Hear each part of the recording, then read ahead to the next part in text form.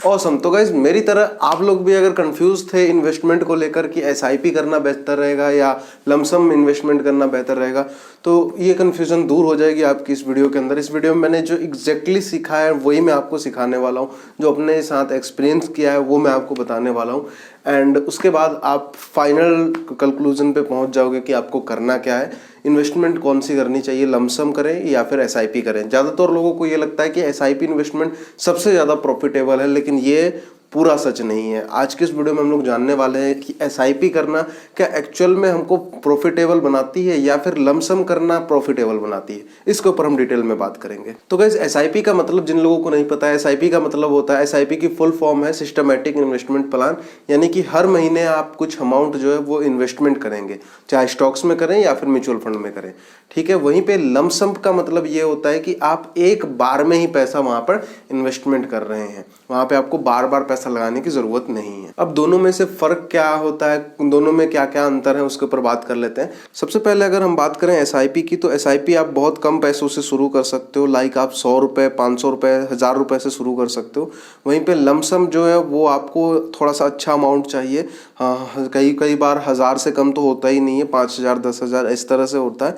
और वहीं पे एसआईपी में ना आपको रिस्क जो है वो कम होता है, ठीक है, लेकिन वहां पर जो है आपका रिस्क ज्यादा होता है। रिस्क ज्यादा होने का मतलब ये है कि वहां पे आप एक बार में ज्यादा पैसा लगा रहे हो, ठीक है, तो मार्केट अगर करेक्ट होगी तो आपका अच्छा खासा नुकसान हो जाएगा। लेकिन यहाँ पे आप थोड़ा थोड़ा पैसा लगा रहे हो तो यहाँ पर आपको कुछ खास वहां पर लॉस नहीं दिखेगा, ठीक है। और एसआईपी का फायदा ये है कि यहाँ पर आपको इन्वेस्टमेंट की आदत लगती रहती है, क्योंकि आप एक इन्वेस्टमेंट करने वाले पर्सन बन जाते हो। वहीं पे लमसम में आप रेगुलर इन्वेस्टमेंट नहीं करते हो, तो उसके लिए आपकी हैबिट बिल्ड नहीं हो पाती है। एसआईपी का अगला बेनिफिट ये है कि यहाँ पर कम पैसे कमा रहे हैं, जिनकी इनकम बहुत कम है, वो भी इन्वेस्टमेंट शुरू कर सकते हैं। लेकिन लमसम में आपकी इन्वेस्टमेंट अच्छी खासी होगी, तभी आप कुछ पैसा इन्वेस्टमेंट करोगे, ठीक है। और एसआईपी को आप कभी भी बंद और कभी भी चालू कर सकते हो। यहाँ पर आप एसआईपी में कोई भी ऐसा खतरा नहीं होता कि यहाँ पर आपका पैसा ज़ीरो हो जाएगा, ठीक है। लेकिन लमसम में अगर आप शेयर्स में इन्वेस्टमेंट कर रहे हो तो वहाँ पर आपका पैसा ज़ीरो होने के काफ़ी चांसेस होते हैं, ठीक है। यहीं पे हम थोड़ा सा एक एग्जांपल ले लेते हैं वीडियोकॉन की। 1992 के अंदर जब हर्षद मेहता मार्केट में था और वीडियोकॉन का एक हॉट स्टॉक बना हुआ था उस टाइम पे, तो इसका प्राइस 8 रुपए से लेकर 50 रुपए तक जंप किया था, ठीक है। तो वहां पे कई लोगों ने शॉर्ट टर्म में तो अच्छा खासा पैसा बना लिया कि 8 रुपए पे खरीदा, 50 रुपए पे बेच दिया, तो अच्छा खासा पैसा लोगों ने बनाया।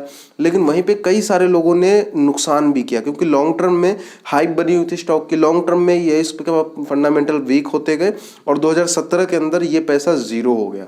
तो अगर आपने वहाँ पर पैसा इन्वेस्टमेंट किया होगा किसी भी साल में 1992 के बाद, तो अगर आप होल्ड कर गए होंगे या शॉर्ट टर्म में निकल गए तब तो बेनिफिट कमाया, लेकिन अगर लॉन्ग टर्म होल्ड किया तो वहाँ पर आपका पैसा ज़ीरो हो गया। लेकिन एसआईपी के अंदर अगर आप म्यूचुअल फंड में एसआईपी कर रहे हो तो ऐसा कोई भी वहाँ पर रिस्क नहीं होता है, क्योंकि आपका पैसा एक जगह पे नहीं लग रहा है, आपका पैसा डाइवर्सिफाई हो रहा है, अलग अलग जगह पे पैसा लग रहा है। एसआईपी के अंदर आप कम से कम 10 से 15% आराम से रिटर्न निकाल सकते हो एनुअली।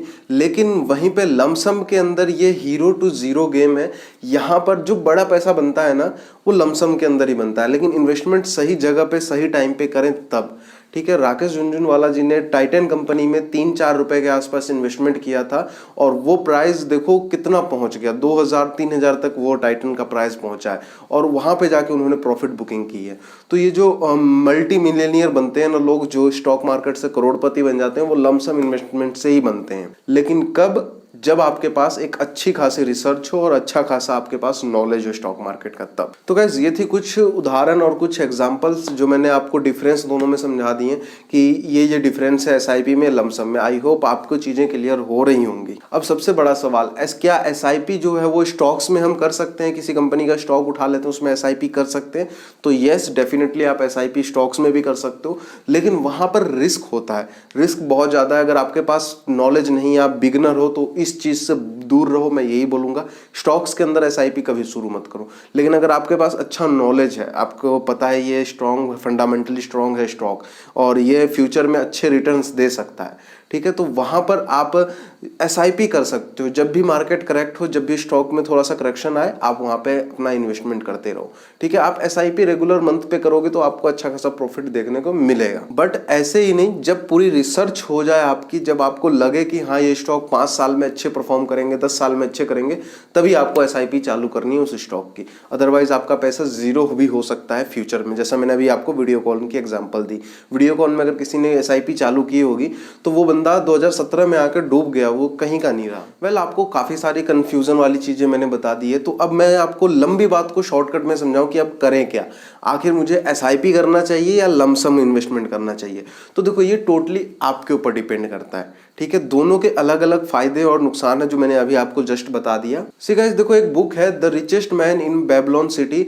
वहां पे उस बुक में बताया गया कि आप जो भी कमाते हो, जितनी भी आपकी सैलरी है, उसका 10% आप इन्वेस्टमेंट करो, ठीक है। 10% आप अपनी SIP चालू कर दो उसमें, ठीक है। तो उस बुक के हिसाब से आप SIP डेफिनेटली चालू कर सकते हो। लेकिन जब आपको दिखे कि मार्केट करेक्ट हो रहा है, जैसे कि अभी अडानी के करके थोड़ा सा मार्केट करेक्ट हुआ था, कोविड के कारण अच्छा खासा करेक्शन आया था मार्केट में, तो इस तरह की जो सिचुएशन क्रिएट होती है, तो वहां पे आपको लमसम इन्वेस्टमेंट करना बहुत ज्यादा जरूरी है, क्योंकि वो आपको अच्छे रिटर्न दे सकता है जो कि SIP कभी नहीं देगा। तो गाइज, आई होप चीजें क्लियर हो गई होंगी। अगर आपका मतलब मार्केट रेगुलर चल रहा है तो आपको SIP करनी है, लेकिन अगर मार्केट करेक्ट होता दिख रहा है तो आप वहां पे लमसम इन्वेस्टमेंट करो, वहां वो आपको ज्यादा प्रॉफिटेबल बना देगा।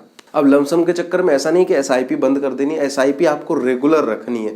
जब आपको दिखे मार्केट करेक्ट है तब आप ज्यादा पैसा उठाकर डालो। एंड गाइस, सबसे ज्यादा जरूरी कि आपको इन्वेस्टमेंट की एक हैबिट बनानी है। चाहे थोड़े अमाउंट से इन्वेस्टमेंट करो, आजकल तो 10-10 रुपए से म्यूचुअल फंड इन्वेस्टमेंट शुरू हो जाती है, तो थोड़े पैसे से इन्वेस्टमेंट करो, लेकिन एक हैबिट बनाओ। इन्वेस्टमेंट की एक हैबिट आपको जब लग जाएगी ना, तब आप आराम से वेल्थ क्रिएट करना शुरू कर दोगे, जब आप कंपाउंडिंग की पावर को समझ जाओगे तब, ठीक है। लेकिन इन्वेस्टमेंट करने के लिए आपके पास एक डीमेट अकाउंट होना चाहिए। तो मैंने डिस्क्रिप्शन में ग्रो का लिंक डाल रखा है। ग्रो में आप फ्री में डीमेट अकाउंट खुला सकते हो, कोई भी तरह का AMC चार्ज नहीं लगता है, लाइफ टाइम ये फ्री डीमेट अकाउंट है। यहाँ पर आप आराम से म्यूचुअल फंड में इन्वेस्टमेंट अपनी कर सकते हो। लेकिन सबसे बड़ा सवाल है, कौन से म्यूचुअल फंड में आखिर इन्वेस्टमेंट करें? म्यूचुअल फंड चूज कैसे करें?